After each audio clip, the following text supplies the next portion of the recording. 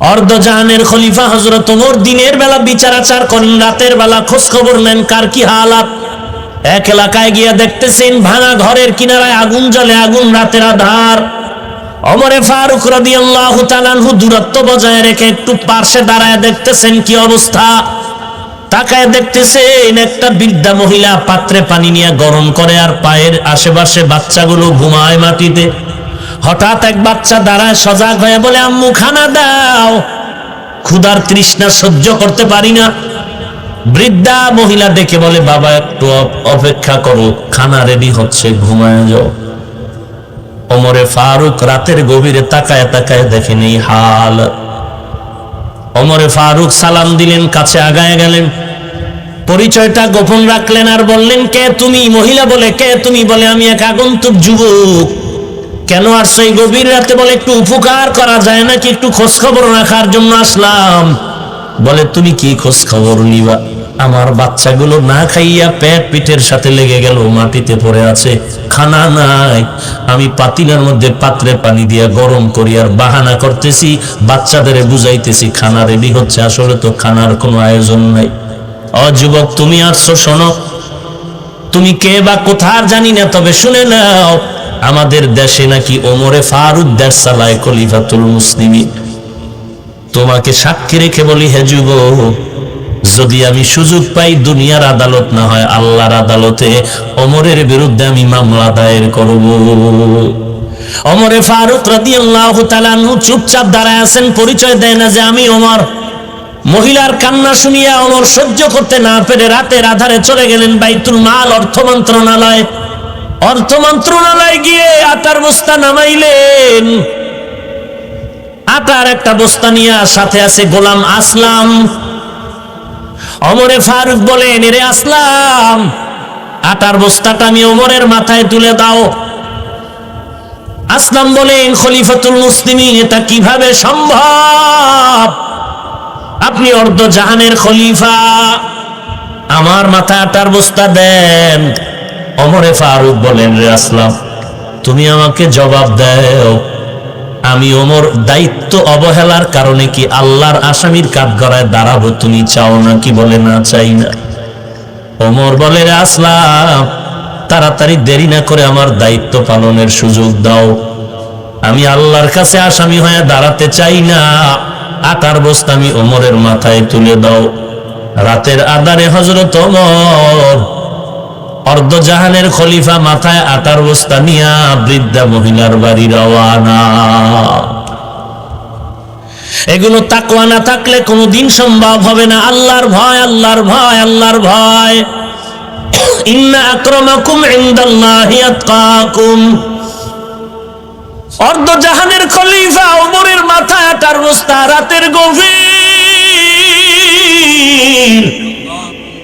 ওমর আটার বস্তা নিয়ে ওই মহিলার বাড়ির দরওয়াজায় গিয়ে দাঁড়ায় বলেন, আম্মা জান সালাম, একটু ঘরের ভেতর আপনি চলে যান, আমাকে কাজ করার সুযোগ দেন।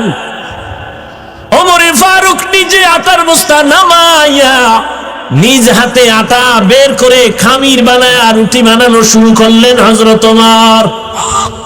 রাতের গভীরে ওমর নিজ হাতে রুটি বানায় বলেন, আম্মা জান, আটা রেখে গেলাম, রুটিও রেখে গেলাম, আপনিও রুটি খান, বাচ্চাদেরও আপনি মনের মতো খানার ব্যবস্থা করেন। আটার বস্তা রেখে গেলাম, শেষ হওয়ার আগে আবার খবর নেওয়ার চেষ্টা করব। ওমরে কথা বলে বিদায় নেয়। আল্লাহর বান্দি বৃদ্ধা মহিলা কয়, দাঁড়াও হে যুবক, একটু দাঁড়াও, আমি দোয়া করে দেই।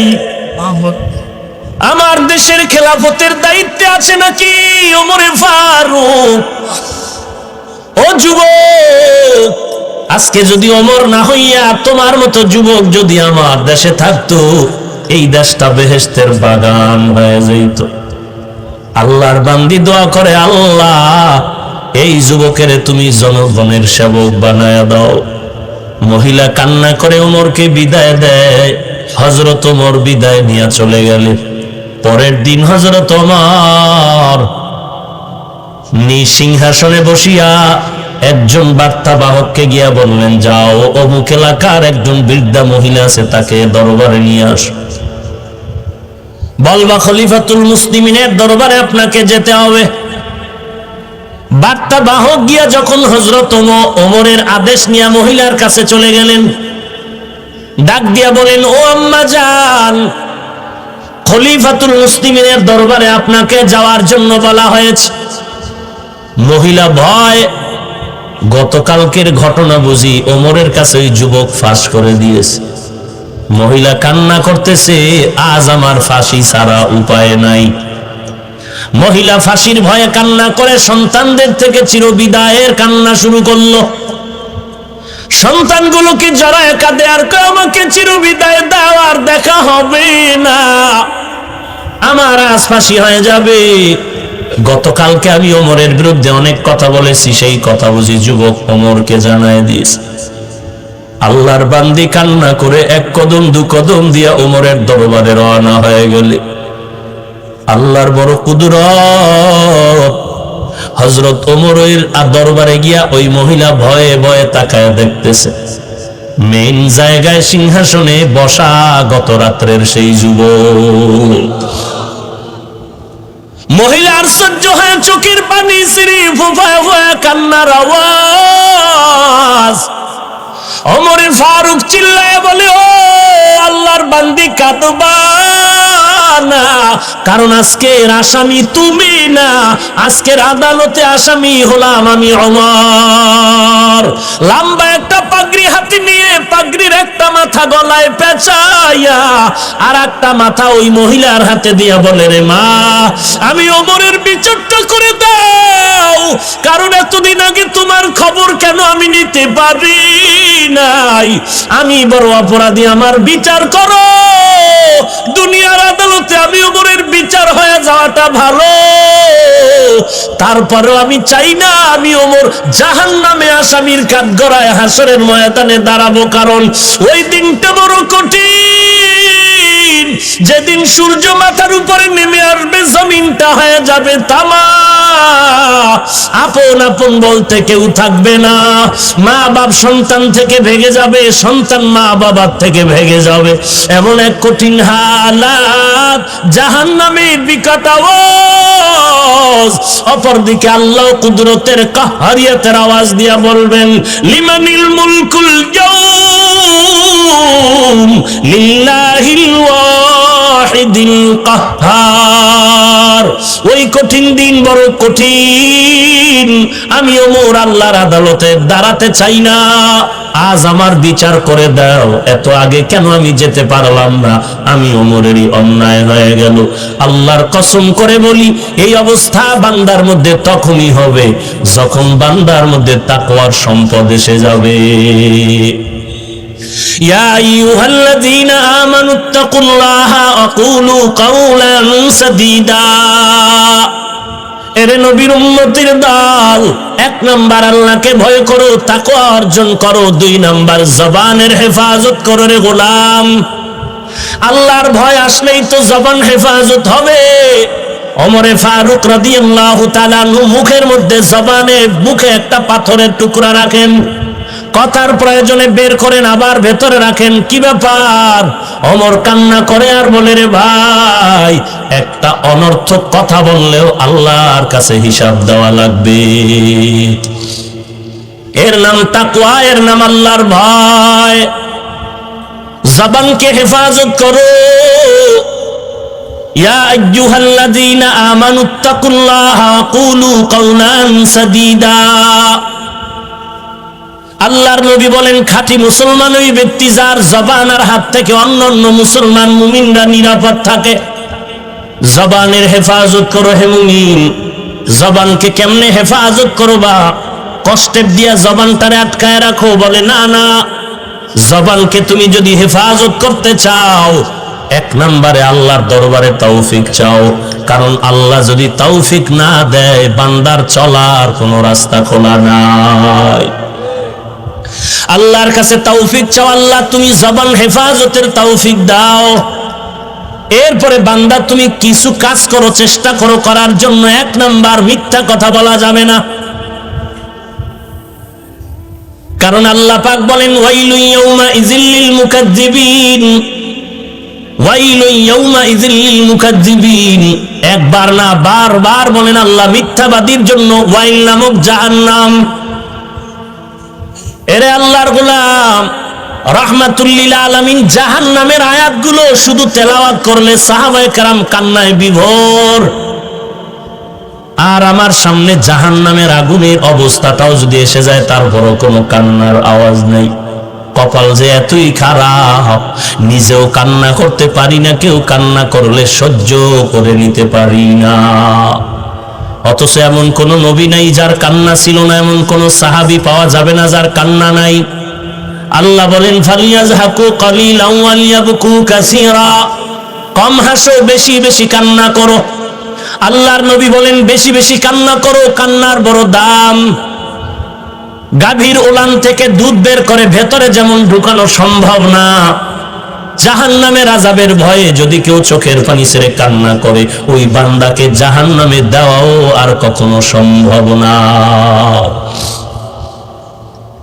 10 জন সাহাবা জান্নাতের টিকিট পাওয়ার পরেও সারাটা রাত কান্নার আওয়াজ। তাদের ব্যবসা বাণিজ্য ছিল নি? সাহাবায়ে কেরামে কি ঘুমাইতেছেন আপনারা? সাহাবায়ে কেরাম ব্যবসা করছেন, সাহাবায়ে কেরাম চাকুরি করেছেন, তাহলে আপনার থেকে ব্যস্ততারা কম ছিল? এত ব্যস্ততার ভেতরও তাকায় দেখেন তাহাজ্জুদ বন্ধ নাই, ইশরাক বন্ধ নাই, আউয়াবিন বন্ধ নাই, চাষতের নামাজ বন্ধ নাই, যুদ্ধের ময়দানে যাওয়াও বন্ধ নাই, সন্তানের হক আদায় বন্ধ নাই, স্ত্রীর হক আদায়ের বেলায় পেছনে নাই। সব কিছু করার পরেও এরপরও সারাটা রাত কান্নার আওয়াজ। এরে নবীর উম্মতের দল, আল্লাহর নবী হিজরতের রাত ঘর থেকে যখন বের হয় আবু বকরের ঘরের দরজায় দাঁড়াইলেন, একটা আস্তে করে ডাক দিলেন। হযরত আবু বকর বললেন লাব্বাইক ওয়া সা'দাইক ইয়া রাসূলুল্লাহ। নবী আশ্চর্য হয়ে গেলেন, আমি আস্তে করে ডাক দিলাম, আপনি জবাব দিলেন কি? ঘুমান নাই? আবু বকর সিদ্দিক রাদিয়াল্লাহু তাআলা চোখের পানি ছেড়ে কান্না করেন আর বলেন পয়গম্বর, আল্লাহর জাতের কসম করে বলি রে নবী, আপনি বহু আগে একদিন আমার কানে কানে বলেছিলেন হিজরতের পথে আমি আবু বকর আপনার সাথী হব। আল্লাহর কসম করে বলি, আমি আবু বকর যত ব্যস্ততায় থাকি না কেন, রাতের বেলা আমি দরজার কিনারায় দাঁড়ায় থাকি, একটা সেকেন্ডের জন্য ঘুম যাই না। আমি অপেক্ষা করি আমার নবী কখন এসে আমাকে ডাক দিবেন। আমি আবু বকর যদি আরামে ঘুমাইয়া যাই, আমি যদি ডাকে সাড়া দিতে না পারি, দুশমন এসে হামলা করবে। আমার নবী চোখের পানি ছেড়ে বললেন রে আবু বকর, এটাও কি মানুষ সহ্য করে নিতে পারে? এত কি ত্যাগ স্বীকার করা যায়? আবু বকর কাঁদেন আর বলেন নবী, আমি আবু বকর একা না, আমার মেয়ে, ছোট মেয়ে আসমাও রাতের বেলা ঘুমায় না, আপনার জন্য সারা রাত অপেক্ষা করে, নাস্তা বানায় থাকে। শুধু তাই না রে নবী, আমি মদিনার সফরের জন্য 2টা উট কিনেছিলাম, সফরে বাহন হয়ে যাবে। তাকায় দেখেন উটগুলো খুঁটির গোড়ায় বাঁধা, এই উটগুলো একটা রাতেও ঘুমায় না, অপেক্ষায় থাকে রহমাতুল লিল আলামিন কখন আসবে, তাকবা আমার উপরে উঠবে। এরে নবীর উম্মতের দল, এই আবু বকরের এত দাম, এত দাম। আল্লাহর নবী যুদ্ধে যাবেন, বললেন কার কি আছে সহযোগিতা করো, হাত বাড়ায়া দাও। সবাই সব নিয়ে আসলেন, আবু বকর নিয়ে আসলেন। আল্লাহর নবী বললেন আবু বকর, ঘরে কিছু রেখে আসছেন নাকি? আবু বকর বলেন ঝাড়ু দিয়া সব নিয়ে আসি, আল্লাহ এবং আল্লাহর রাসূল ছাড়া কিচ্ছু নাই। আল্লাহর নবী আশ্চর্য হয়ে গেলেন। হঠাৎ করে জিবরাইল আমিন আসলেন, আল্লাহর পক্ষ থেকে ডেকে বলেন পয়গম্বর, আবু বকরকে আল্লাহর পক্ষ থেকে সালাম। আবু বকরকে জিজ্ঞাসা করার জন্য বলা হলো, আবু বকর এই অবস্থা আল্লাহর উপরে রাজি না, খুশি না, বেজার? আল্লাহর নবী জিবরাইলের কথা শুনে আবু বকরকে বললেন, আবু বকর আপনি এমন যে অবস্থা আছেন, এর উপরে কি আপনি আল্লাহর উপরে কেমন বেজার না খুশি? আবু বকর জবাব না দিয়া কান্না শুরু করলেন। নবীজি জিজ্ঞাসা করলেন কান্নার কি কারণ? আবু বকর কান্না করে বলেন পয়গম্বর, আমি আবু বকর ছিলাম এক সময় জাহান্নামের আসামি। কে চিনতো আমাকে? কেউ তো আমাকে চিনতো না। আজ আমি আল্লাহর শুকর আদায় করি। আমি কি জবাব দিব যে আসমান থেকে আমার আল্লাহ আমি আবু বকরের সালাম দিয়েছে? আমি আশ্চর্য, আমি কি শুকর আদায় করব রে পয়গম্বর? আল্লাহর নবী হিজরতের রাতে দোয়া করলেন, হে মালিক, আবু বকর এত ত্যাগ স্বীকার করলেন, আমার হাতে দেওয়ার মতো কিছু নাই রে আল্লাহ, মেহেরবানি করে আমি তোমার দরবারে দোয়া করতেছি, আজ এই দুঃখের রাতে আবু বকরের সফর শুরু হয়ে গেল। এই সফর মদিনা পর্যন্ত নয়, এই সফর চলবে জান্নাতের মধ্য পর্যন্ত। হারকে দারাত খৌফে হক দর দিল মাদাম জান্নাতুল মাওয়া দেহাদ ওরা মাকাম। জবান হেফাজতের জন্য এক নম্বরে মিথ্যা কথা বলা যাবে না। আল্লাহ বলেন মিথ্যাবাদীর জন্য ওয়াইল নামক জাহান্নাম। এর নবীর উম্মতের দল, আল্লাহর নবী বলেন আসিদকু ইউনজি ওয়াল কিযবু ইউহলিক। মিথ্যাবাদী আজ একদিন আগে পরে ধ্বংস অনিবার্য, সত্যবাদীর বিজয় হবে চূড়ান্ত। এর নবীর উম্মতের দল, যত মানুষ মিথ্যা কথা বলে, যদিও সবাই জানে মিথ্যা মহাপাপ, এরপরও মিথ্যা ছাড়া চলতেই পারে না। আর বর্তমানে মানুষের মিথ্যা কথা বলার জন্য যত মাধ্যম আছে, এর মধ্যে বড় মাধ্যম হলো গজবের মোবাইল। জবানকে হেফাজত করো, মিথ্যা কথার থেকে জবানকে বাঁচাও। ওয়াইলু ইয়াউমাইযিল লিল মুকাদ্দিবিন, ওয়াইল নামক জাহান্নাম বড় ভয়ঙ্কর। ওয়াইলুল লিল মুতাফফিফিন, যারা ব্যবসা করতে গিয়া মাপে ভেজাল করে তাদের জন্য ওয়াইল নামক জাহান্নাম। ফাওয়াইলুল লিল মুসাল্লিন, যারা নামাজ পড়ে মানুষকে দেখাবার জন্য তারা ওয়াইল নামক জাহান্নামী। ওয়াইলুল লিকুল্লি হুমাযাতিল লুমাযা, যারা মানুষের গীবত শিকায়াত করে তাদের জন্য ওয়াইল নামক জাহান্নাম। ওয়াইল নামক জাহান্নাম বড় ভয়ঙ্কর। মিথ্যা কথার থেকে জবান তারে হেফাজত করো। জীবন চলে যাবে, মরে যাব, কখনো মিথ্যা কথা বলবো না। সাময়িক যদি কষ্ট হয়, এই কষ্টের পরে এমন এক নিয়ামত আল্লাহ দান করবেন যার কোনো শেষ করা যাবে না। জবানকে হেফাজত করো, মিথ্যা কথার থেকে জবানকে বাঁচাও। 2 নাম্বার, জবান হেফাজতের জন্য বান্দা গালাগালি বন্ধ করে দাও। গালি দেওয়া হারাম, গালির থেকে জবানকে বাঁচাও। কুল্লি ইবাদি ইয়াকুলুল্লাতী হিয়া আহসান, সূরা বনী ইসরাঈলের মধ্যে আল্লাহ বলেন, হে নবী মুমিনকে বলেন কাফেরের সাথেও যেন তারা খারাপ আচরণ না করে, বরং ভালো আচরণ করে। ইন্নাশ শাইতানা ইয়ানজাগু বাইনাহুম, শয়তান চায় মুমিন আর কাফেরের মাঝে ঝগড়া লাগায় মুমিনের ক্ষতি করবে। কারণ যত ঝগড়া হবে, বাতিল আর হকের মধ্যে বাতিলের লাভ হবে, মুমিনের কোনো লাভ নাই। এর নবীর উম্মতের দল, এই জন্য দেখবেন বাতিলের গোষ্ঠী চিপা চাপার মধ্যে শুধু চ্যালেঞ্জ করে আর বহসের জন্য চিল্লায়। সময়ের কালে এক সূরাকেও জায়গায় পাওয়া যায় না। আমি তো সারা বাংলাদেশে চ্যালেঞ্জ দিছি, একটা চ্যালেঞ্জ পারলে আমার গ্রহণ করো। নবীর মহাব্বতে যে ইয়া নবী সালামু আলাইকা, ইয়া রাসূল সালামু আলাইকা, ইয়া হাবিব সালামু আলাইকা, সালাওয়াতুল্লাহি আলাইকা, এইভাবে এই কবিতা পড়ে পড়ে নবীকে সালাম দেওয়ার মতো পদ্ধতি কোন হাদিসে আছে? একটা হাদিস আমাকে দেখাও। কেউ যদি বাংলাদেশে কেউ না দেয়, আমি একা দিব, কসম আল্লাহর। সহি হাদিস দেখানো লাগবে না, একটা দুর্বল হাদিস পারলে দেখাও। যদি বলো হাদিস দেখাতে পারবো না, তো একজন সাহাবীর নাম বলো। নবীকে কোন সাহাবী? একজন সাহাবীর নাম বলো, অমুক একজন সাহাবী আমার নবীকে ইয়া নবী সালামু আলাইকা, ইয়া রাসূল সালামু আলাইকা, ইয়া হাবিব সালামু আলাইকা, সালাওয়াতুল্লাহি আলাইকা বলে সালাম দিয়েছেন। একটা প্রমাণ দাও আল্লাহর কসম। কেউ যদি না দেয়, আমি হাফিজুর রহমান তোমার পক্ষে চলে যাব। কেউ যদি আমাকে গালি দেয়, দেখ পারলে দেখাও।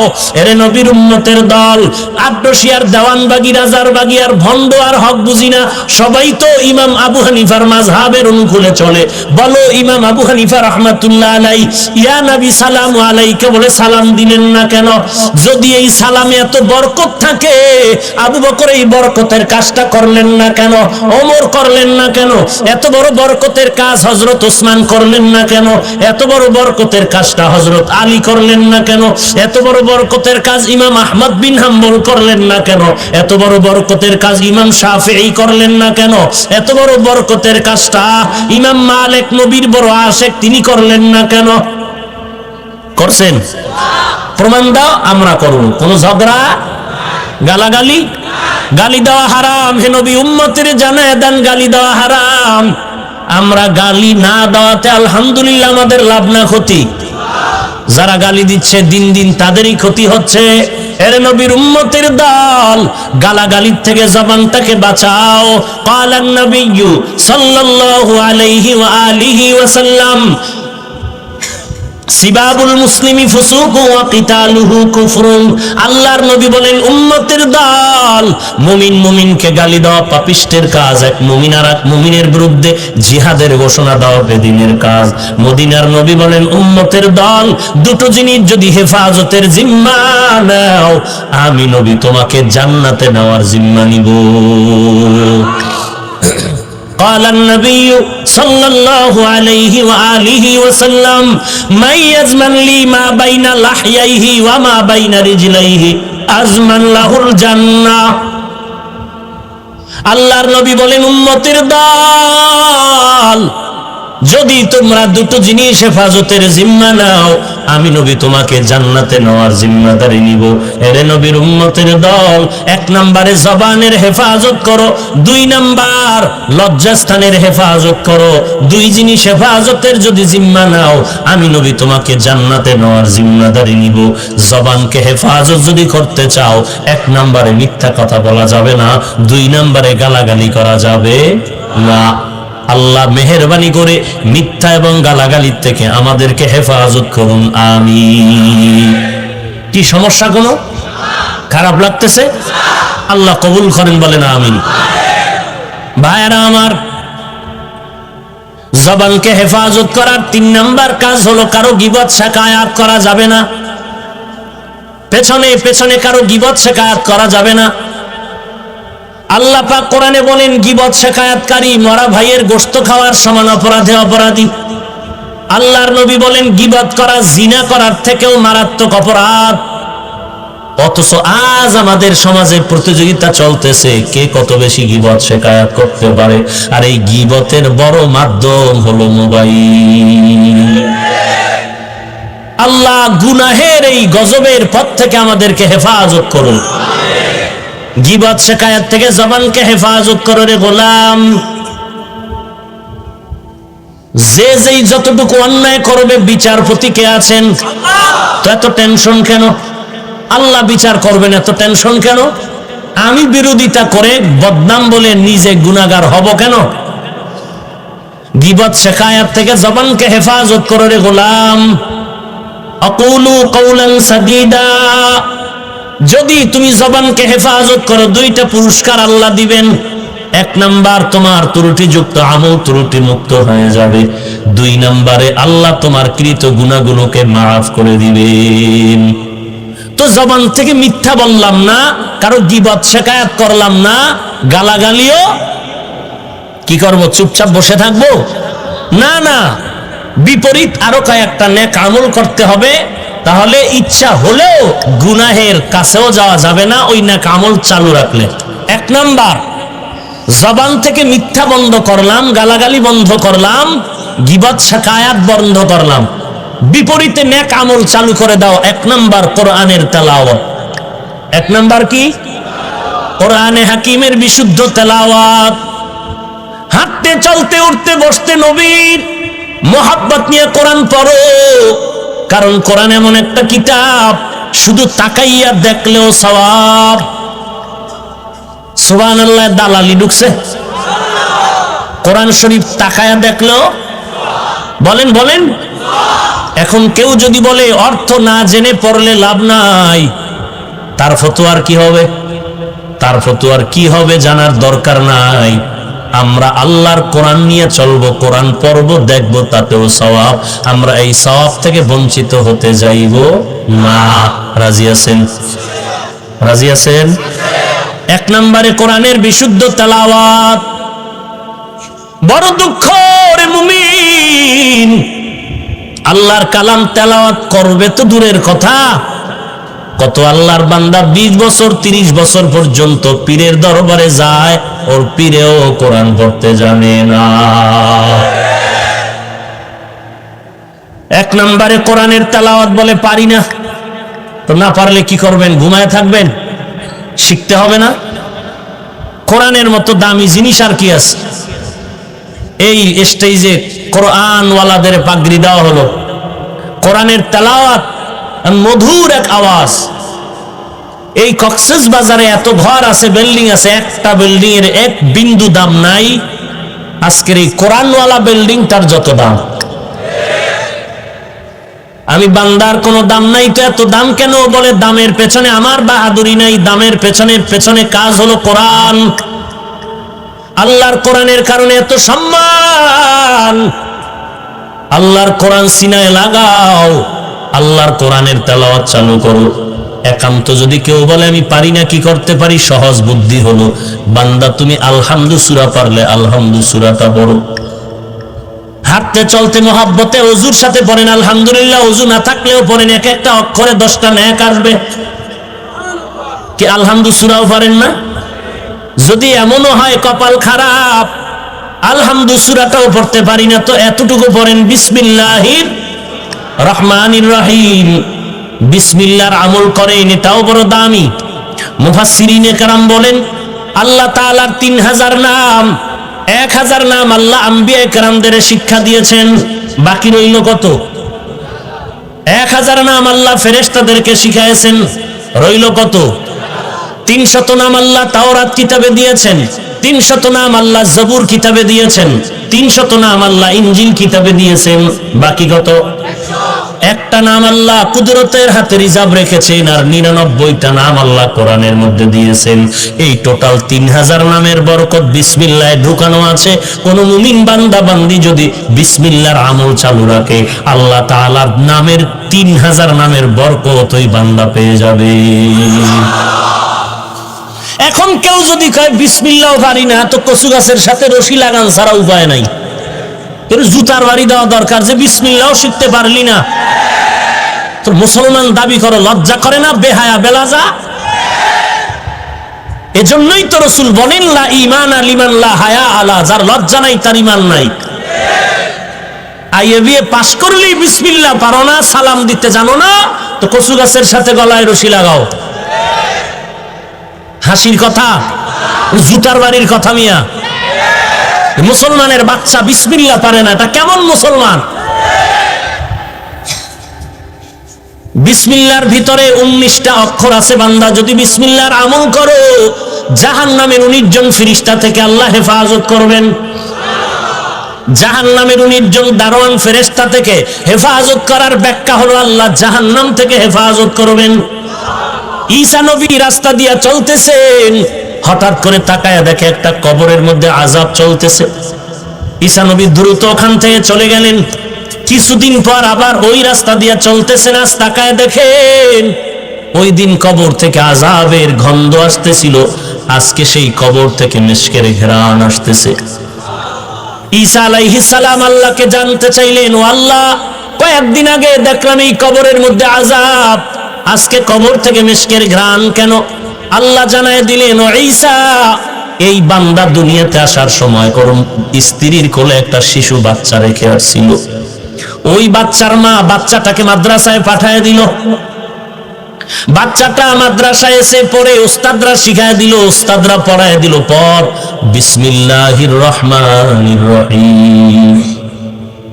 আমি আল্লাহ ফেরেশতাদের ডাক দিয়া বললাম, ফেরেশতা, এই বাচ্চাটাই বলে আমি নাকি রহমান, এই বাচ্চা বলে আমি নাকি রহিম। আমার মতো রহমান আর দয়াময় যদি কেউ না থাকে, তাহলে তাড়াতাড়ি যাও, ওর বাবার কবরের আযাব বন্ধ করে জান্নাতের বিছানা বিছায়া দাও। ইয়া ইলাহি তু মেরা মাবুদ হ্যায়, ইয়া ইলাহি তু মেরা মাশুক হ্যায়। এরে নবীর উম্মতের দল, বিসমিল্লাহর আমল চলবে? অস্ত জীবনভর শুনলেন, এক একটা আমল নিয়ে যান। সব সময় বিসমিল্লাহ পড়বেন নি? বিড়ি টানার আগেও বিড়ি টানে না মুসলমান? বিড়ি টেনে টেনে ময়দানে ঢুকলো, মোনাজাতের পরে আবার রাস্তায় গিয়া বিড়ি টানবে। এরকম আশেকের রাসূল নাই? বিড়ি টানলে কেমন সওয়াব হয়? কথা বল না কেন? বাদ দেন সওয়াব আর গুনাহ, শরীরের কি উপকার হয়? চেহারায় নূর বাড়ে। টাটকা বান্দর হয়ে আছে খবর নাই, চেহারাটা লাল, ঠোঁটগুলো লাল। হ্যাঁ, এরে বান্দা, তোমার ঠোঁট যত কালো তার থেকে 1000 গুণ কালো তোমার কলিজা।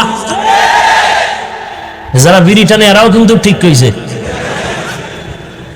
হইছে না? এর নাম বাঙালি। এর নাম কি? নিজে কয় বিড়ি খাইলে কোনো লাভ নাই, সওয়াব নাই, শারীরিক উপকার নাই, বরং গজব আর গজব। এরপরও টাকা দিয়া খায় কেন? বাঙালি দেখার বাঙালি হওয়ার কারণে খায়। বাঙালির এটা পরিচয়, এটা জাতিগত বাঙালি। জানে বিড়ি খাইলে গজবে ধরবে, এরপরও বিড়ি পান করে। পাক ভারত উপমহাদেশের মধ্যে এক আল্লাহর বান্দার নাম শাহ আতাউল্লাহ বুখারী রহমাতুল্লাহ আলাইহি। নাম শুনছেন? বয়ান করতেছেন জান্নাতের বয়ান। মা তাশতাহি আনফুসুকুম, জান্নাত এমন একটা আরামের ঘর, যা চাইবা তাই পাইবা। তো বয়ানের মধ্যে প্যাঁচ লাগায় বরিশাল্লার নোয়াখালীরা। এক নোয়াখালীর দাঁড়ায় গেছে, শাহ আতাউল্লাহ বুখারীকে প্রশ্ন করেন, হযরত জান্নাতে গেলে যা চাইবে তাই পাইবে কি সঠিক? বলে হ্যাঁ। বলে বিড়ি পাওয়া যাইব না? শাহ আতাউল্লাহ বুখারী জবাব দিলেন, যেমন কুকুর। জবাব দিলেন, হ্যাঁ, জান্নাতে বিড়ি পাওয়া যাইব, তবে আগুন আনতে জাহান্নামে যেতে হবে। তো আগুন আনতে যদি জাহান্নামে যেতে উপায় কি? জবাব ঠিক আছে না? हकीकत से तो दुनिया बेखबर है, दुनिया की नुमाइश पर नजर है। नमी गुयम के अज दुनिया जुदाबाश, बहर कारे के बाशी बा खुदाबाश। एक नंबरे कुरान शरीफের বিশুদ্ধ তেলাওয়াত। কিচ্ছু পারেন না, কিচ্ছু পারেন না, বিসমিল্লাহর আমল করবেন, করবেন ইনশাআল্লাহ। বান্দা যদি ঘুমের সময় 21 বার, কয়বার? 21 বার যদি কোনো বান্দা বান্দি ঘুমের সময় বিসমিল্লাহ পড়ে ঘুমাও, 1 নাম্বার পুরস্কার আল্লাহ ফেরেশতা দিয়া তোমার ঘরকে হেফাজত করবেন। খারাপ স্বপ্ন আর দেখবা না।